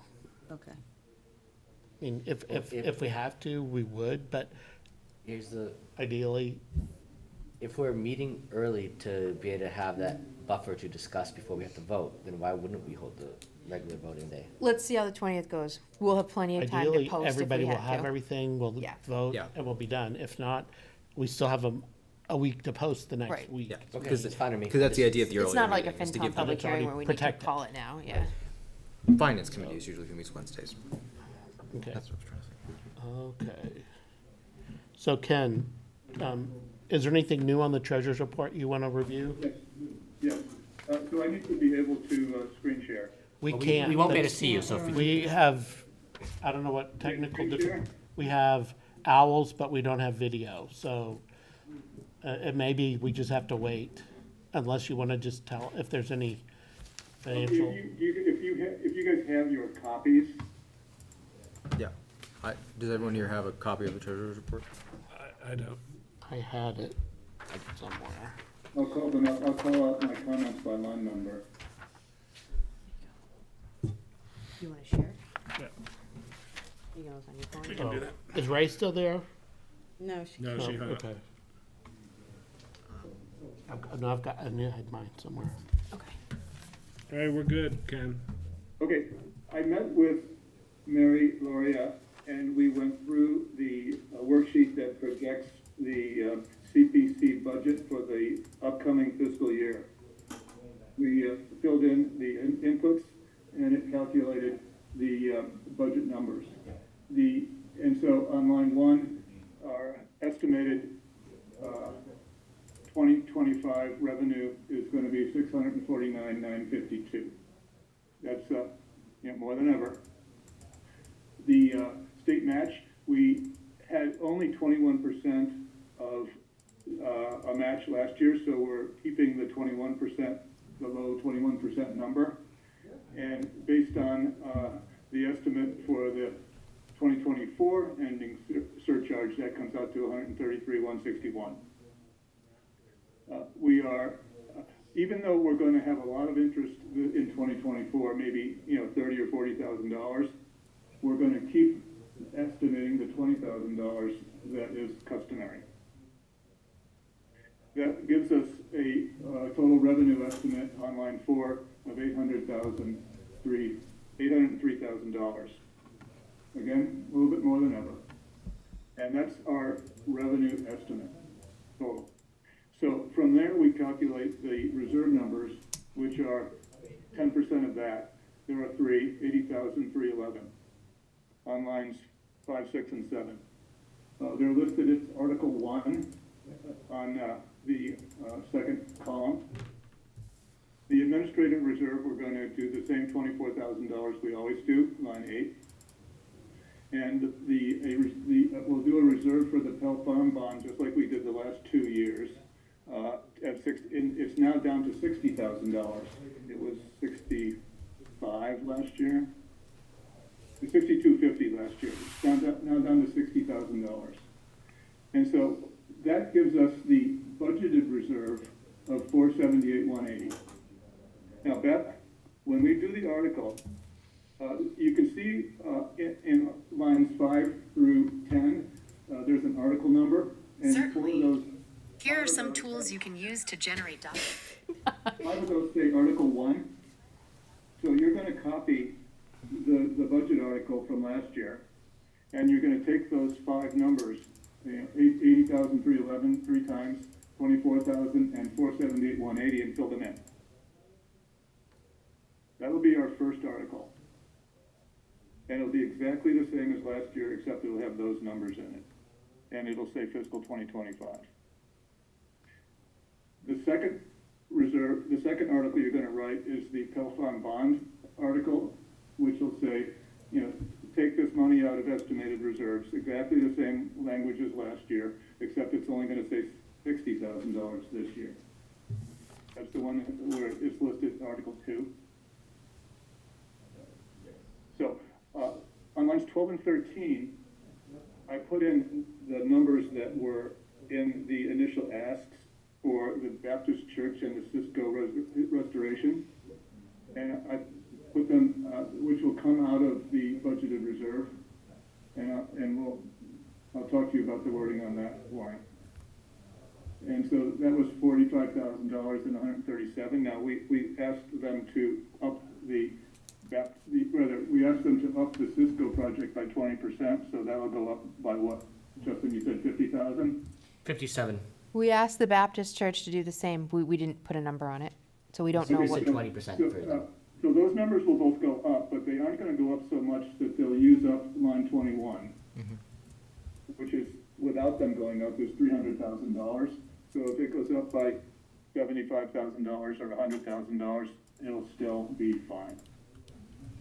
Can I pause you right there, Ken, before you go any further? Sure. So, on line 9, where you do the bond payment out of the revenue estimates, why don't we do both bond payments out of there? Why do we keep one bond payment up there and not do the townhouse, bond payment as well? Well, it's not completely arbitrary, but the reason is that there's a couple of land projects that are on the horizon. And there's a new one coming up as a agenda item that's, that just popped out. And so, it doesn't hurt to let the money accumulate in the open space reserve. It doesn't hurt any of the projects. We have a lot of money in all the other accounts to use. And it just helps remind us that there are some projects coming up, and we're going to have to spend some money in the next couple of years, maybe next year even. Yeah. No, I totally agree with you, which is why I'm thinking. Use that money, and so it's not, like I say, it's not completely arbitrary. It doesn't hurt anything, and it just takes into account that there are projects on the horizon that will use. No, I like that you do that, and I like that the open space can build up, and that's why I was thinking put townhouse up there as well to allow historic to build up, because as we saw tonight, that's a big draw. So to let that bucket build up, I think would be beneficial, and then just allow the bond payments to be taken off the top each time. Well, the reason, I understand what you're saying, and the difference is that historical projects are smaller and more frequent. And you can see already that there are several historic projects in this meeting. And so there's a lot more flow that goes through the historic projects. And so the conventional wisdom of using up the reserve is a good idea in that regard. And as we go through the next couple of lines, you'll see that. Yeah. Well, one question though, Ken, real quick. So it's okay to build up one reserve, but not the other? The reserves are, the usage of those. I like the idea of building a reserve, so why There's not also a theory apply it to both? that you shouldn't have any reserves, that you should spend it down. Yeah, my thought is, why don't we just spend, from the reserves always, because we have the undesignated funds that we can do the reserve and the undesignated if we need to for any project. The undesignated gives us more options. Okay, those are good points, and let's reopen them when we get to the bottom of the report. But it also, it all comes out in the wash anyway, because this money isn't restricted by time, it's only restricted by use. So it's there, whether it has a restricted bucket or an unrestricted bucket. The point I have is that if we have, let's say we do have the 275 in open space. We have a project that comes before us that says, oh, we need an extra 15,000 than what we have for, so we can't do it because it's not open space and this money is reserved for open space. And we might go, well, if we had a lot of that money in undesignated funds, we could say, well, we are okay with spending 15,000 of that for this project and going a little bit lower than we would typically go. Or we don't want to spend it because we are expecting an open space thing and we don't think it's, our best use, but we know what's coming to some extent anyway. And if it's undesignated, then we do have more options to choose from as a committee. I would like to point out that there are options that are not needed. And if we go down through the report the rest of the way, I think that then we can reopen this topic. Okay, so we'll let you keep going, and then at the end, we'll go back to these comments, yeah. Okay, so non-reserved funds carried over from prior years. That's the undesignated fund. And undesignated fund, anyway, so we're bringing in about $400,000 from the unused money from 2024. And that number will change, it'll go up when we make the corrections to the actual revenue. which is gonna be substantially more than we estimated. The actual interest, which is gonna be substantially more than we estimated. So this number will go up when 2024 closes. It'll go up by, I bet it'll go up by $50,000 or $60,000. So, that being said, we haven't, you know, we have the entire $400,000 here to use for anything. And so, you know, if we get any project for any reason, there's 400 grand right there.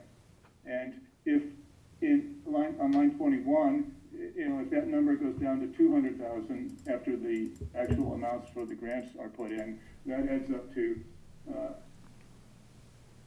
$800,000 for any purpose. And that's a lot. That's a big, you know, that would be a pretty big project, $800,000, and that's not counting the reserve for open space. Yep. So, moving down into the reserve funds carried over line, which is the line 45, you know, from line 45. These are the reserve funds carried over plus the 10% reserve for this year. And that shows up in 45 to 48. So in lines 40 and 50, well, I know, I guess we got a numbering problem there. 50, 52, and 51. Articles 5, 6, and 7. This is the bond payment. It's down to $75,000 from being a little higher than that for the Grafton Common. The church exterior originally was being asked $50,000, and Affordable Housing Trust on line 51 is listed here as including both the fiscal 2024 number and the newly reserved fiscal 2025 reserve. So And it's, that's it, Eric, right there. Do you see it? but is it listed all, as Article 1 and Article 7? That looks like it's 3 years. No, this have would be to do Article 7 all by itself. Oh, So you have to transfer the good point, 80,000 good point. Let first me address before you what can do just that. said. I think the best way to move this through the town would be to take advantage of what the town is used to, and the town is used to doing 3 reserves, lines 5, 6, and 7. And I suggest that we do those reserves so that everybody's comfortable with doing those reserves. And then we will do this affordable housing transfer, the trust transfer, and we will offer a 2-sentence explanation of it that the select board member can read when they read the article. And so I suggest that we put it in reserve and then immediately take it out. And the reason is because the town is used to that. Okay. And so Eric would just use the 154,011 number. And so that leaves the reserves that are shown in line 60, 61, and 62. And the bottom line is, when we do all of these grants and all the bond payments, we still have almost $1 million left over. And so this committee is flush. And if we put a little bit more in the open space reserve, it doesn't really make a bit of difference.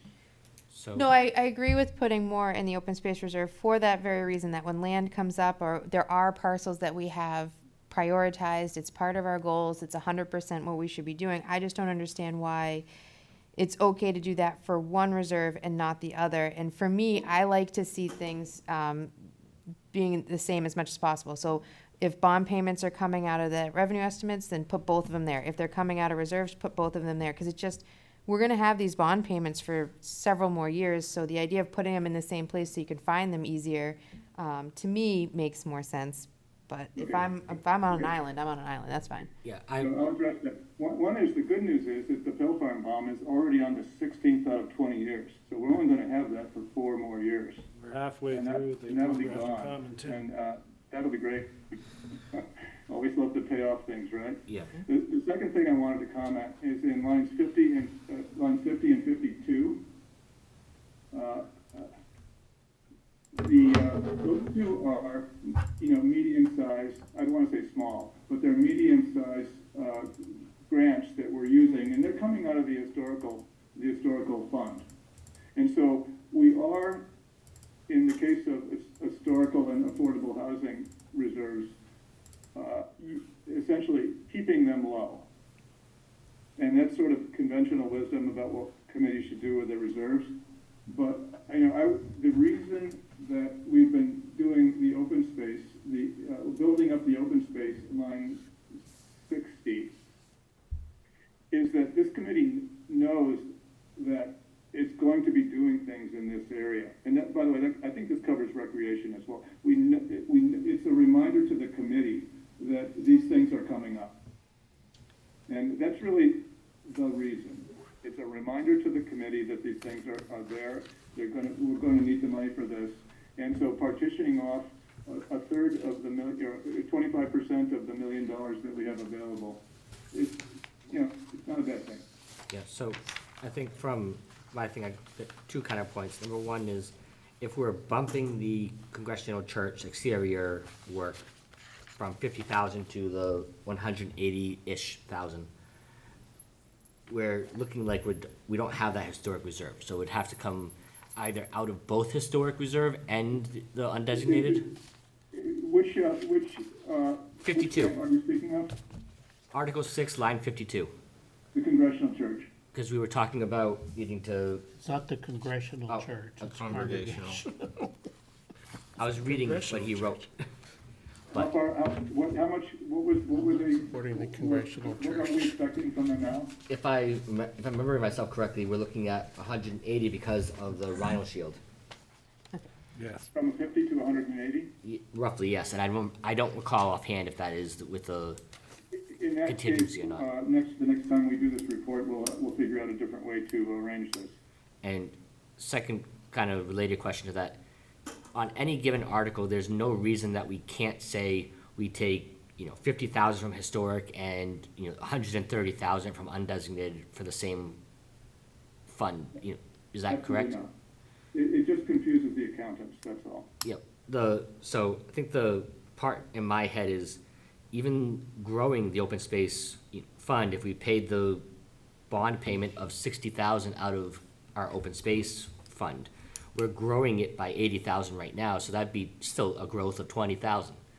And if we are able to pay for things out of multiple accounts if we need to, we know it's coming, we have the ability to say, oh, okay, well, this thing is gonna take 300,000, okay, so we're gonna spend 180 or whatever from the open space fund and the rest from the undesignated if we wanted to, of any given project. I think if we are willing to spend funds down, like we are in the historic reserve in this case, then we should be willing to spend the open space fund down. Well, I think what Ken's argument is that they are smaller amounts, whereas the land purchases are much more significant. Yeah. And the problem, well, not the problem, the things on the horizon, we have two. One of them is the Grafton Upton line property. Yep. And if there's one or two more pieces of the Robinson property on Upton Street. So, you're looking at $500,000 to $1 million. We don't know. Right. Right there for just two. So, but another way we can be doing this is, if we're trying to keep the reserve buckets as low as possible, that 10% that we have to transfer, that can be the bond payment, then that would cover at least, I don't know the percentage, but let's say 8%, and then we only have to transfer a small amount. I think we can do it that way, I understand you're resistant to doing that, I understand it makes it look different.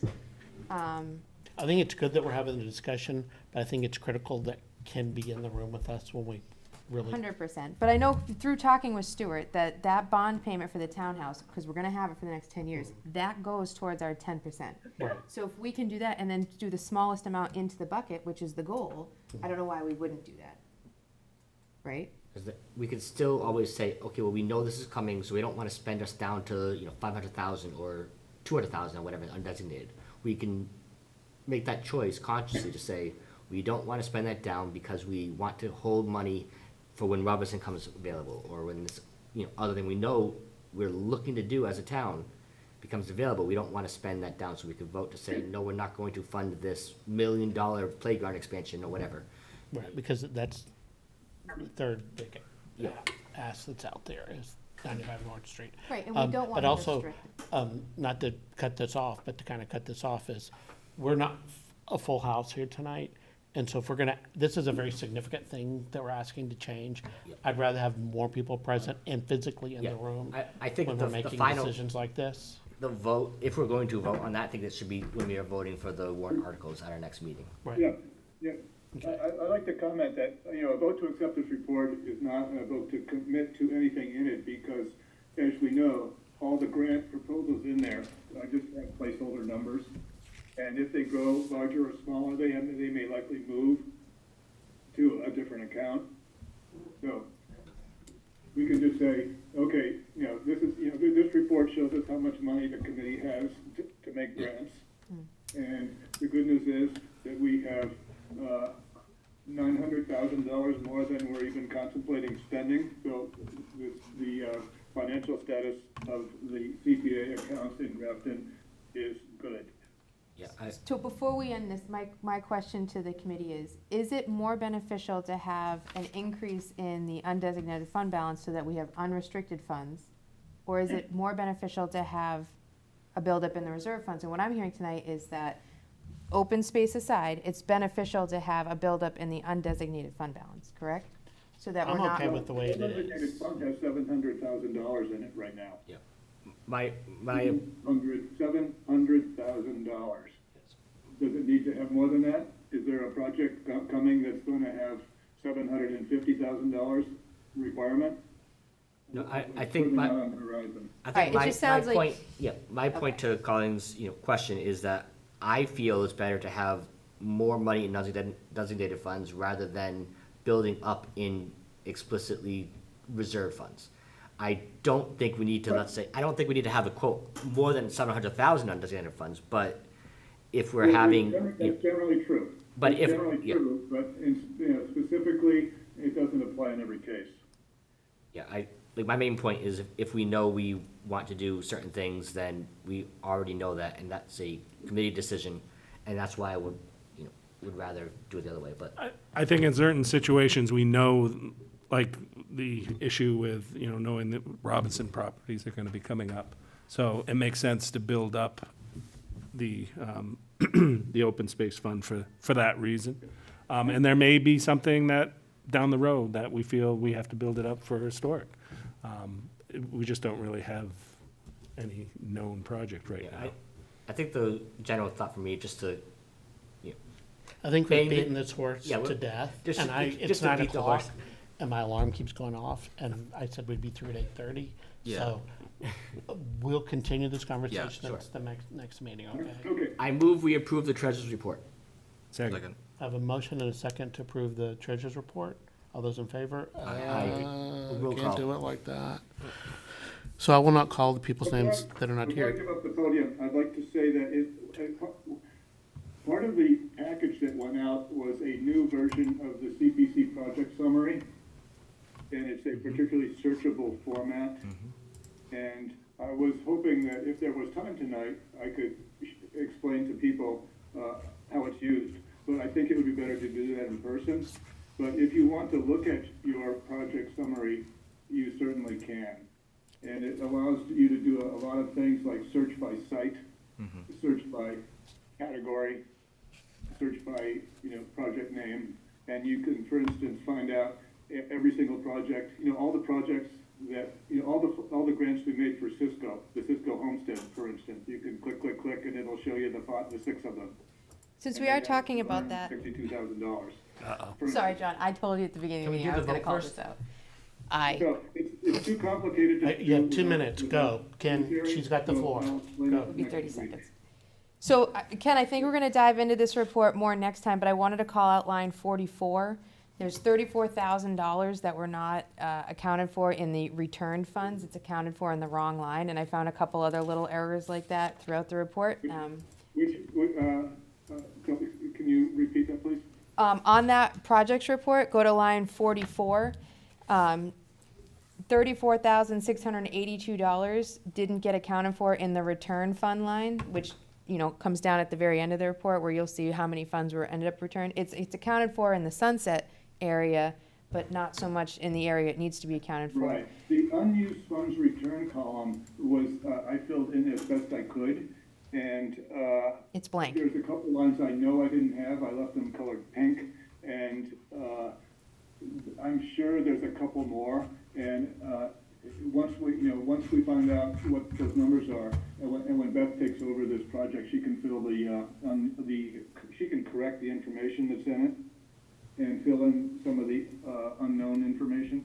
So if people want to review this before the next meeting, and if like Colleen found missing numbers or things that don't match or line up, we can discuss that at the next meeting, and then between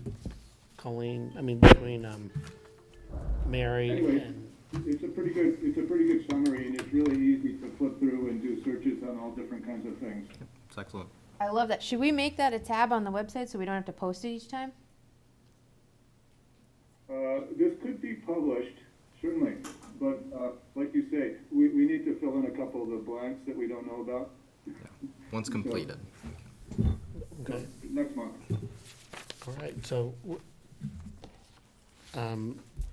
back to the vote. We're approving the minute of the treasurer's report. Colleen? Aye. Paul? Aye. Ken?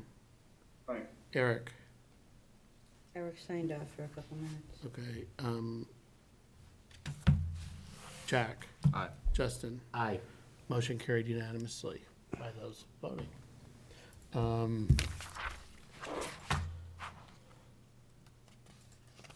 The next item, I talked to Paul, and Paul had talked to Candy, and that she would like to extend the town records archival project.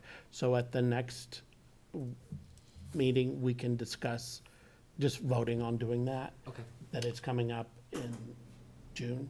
I did share a photo too of the latest binding, binding work that was done. And I think that's on the, in the Yeah, packet. if anybody's looking to buy me a Yep, saw gift, that. it's those. Yes. That is what I want.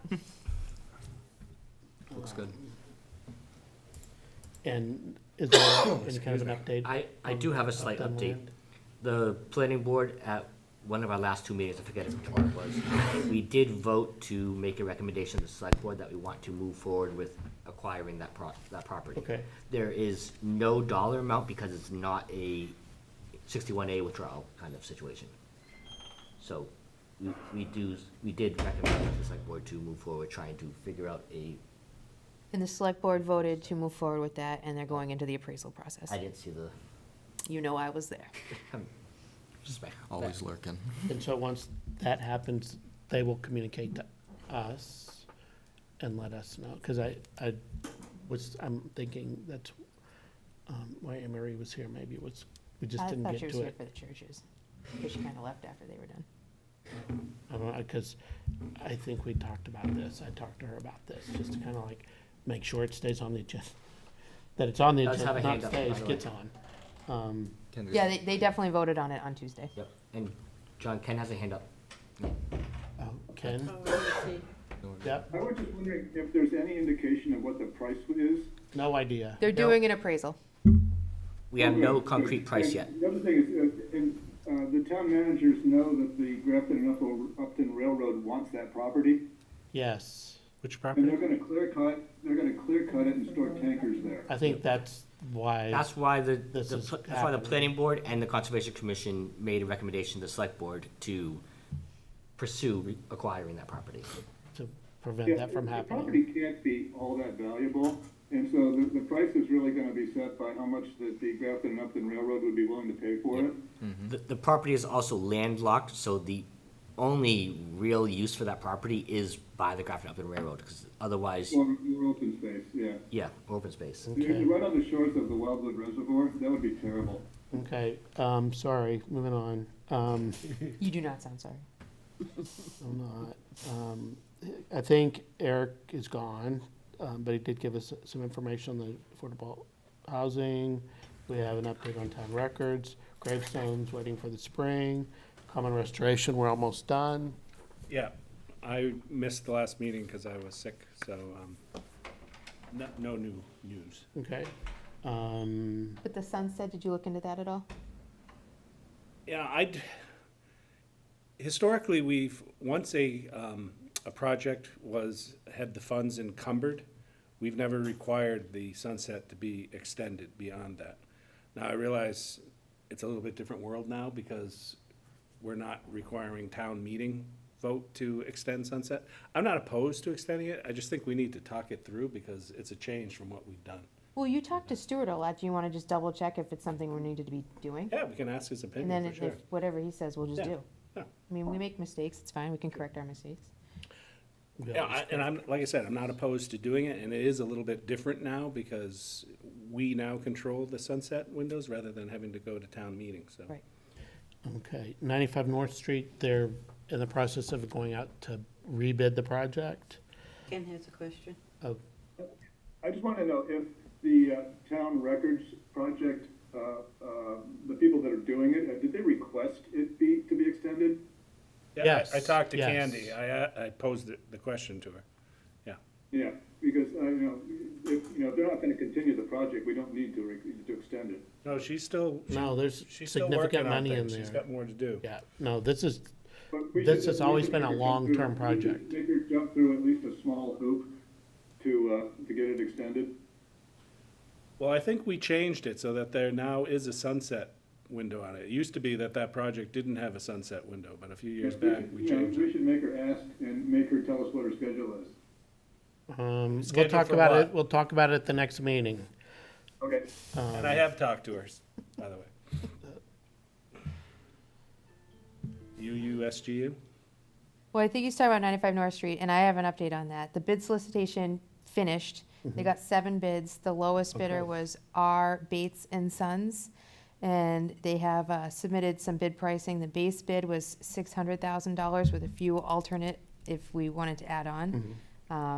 So that's the update for that. What did we give them for funding? What did we give them for funding? I can tell you in one It was second. around 600,000, wasn't it? It was, Gave them most of it. And the base bid is just the, That they were gonna have- the accessible route? 95 North Street, we gave $685,000. So it sounds like we're not gonna get the extended route, loop. But I would think that could be done by volunteers. Yeah, Okay, we're not managing their project. Any update on the, John is spicy. no, it's like Bad- learning. bad done. Shut it down. Unitarian accessibility, any update? Yeah, so, they are working to finalize, the project and close it out. They're not looking to extend the sunset window. Okay. Expect to have it completed before then. Great. Norcross Parks, it's a spring build project of Grafton Housing Authority rental assistance. I believe there were 4 Yes, we have had. checks that we are in process Yes, of. 4 tenants, they've received $6,000. Our executive director, Amanda, has said she's found a very good process for it. It's all, of course, anonymous, not only to our board, but to this board. Right. But if any questions were to be raised, she's got all that information. She said all of them were very deserving, and all of them were situations out of their control. And I feel like this was a excellent showing of this being what I thought it to be, of like a pilot program, as to see what this could be. And I am prepared to, for our next meeting, I don't know if we would have to do a project proposal like this. We would, so, maybe not this town meeting, but the next, have a full proposal with estimates for a revolving amount, seeing as we currently have a record number of vacancies.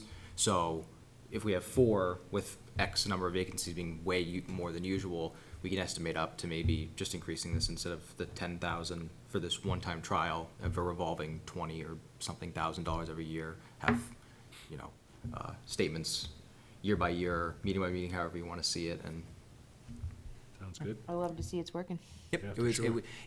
because the funds were kind of sprung, like, here we go, now we have this, it took a little while to get a firm, like, sort of order of how we use it, but Amanda's excellent, she got right under it. I mean, I can only speak for me, I can't speak for the committee.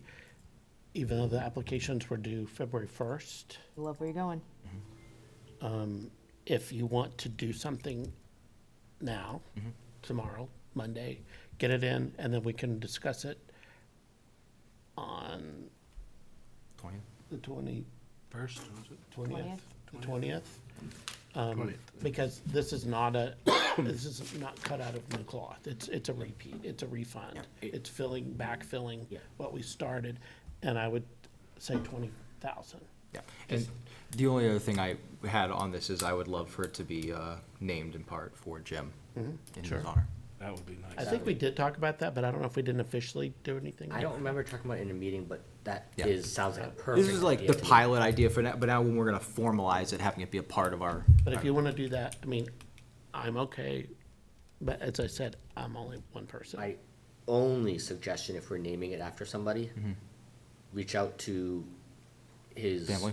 family Yep, got it. to make On sure it. that they're on board. I suspect they'd be more than happy with that, I think but they'd be- it's always worth. Tickle pink. Kevin's obviously here, his wife has moved to Easton, I'm or, friends with his daughter on Facebook. Yeah, I got all the contacts. We'll get all that but stuff. I'm sure set. Deb would be Yeah. very happy. I don't anticipate them being. No, but that's a good point. This was a very Against it. successful pilot program, and we're very happy that everyone's on And board. if, I mean, we could do something formally down the road, like, and try to get the family there, just to do some kind of acknowledgement.